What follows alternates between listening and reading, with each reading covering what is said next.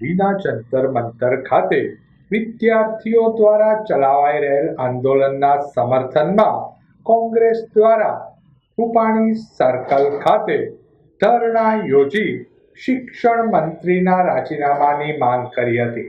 Paper લીકની ઘટનાઓ સતત બની રહી હોય વિદ્યાર્થીઓ દ્વારા શિક્ષણ મંત્રીના રાજીનામાની માંગ સાથે દિલ્હીના જંતર મંતર ખાતે આંદોલન ચલાવાઈ રહ્યું છે. ગત તારીખ 20મીના રોજ વિદ્યાર્થીઓની રેલી પર પોલીસે લાઠીચાર્જ, ટીયર ગેસના સેલ છોડી વિદ્યાર્થીઓ પર અમાનુષી ત્રાસ ગુજાર્યો હતો.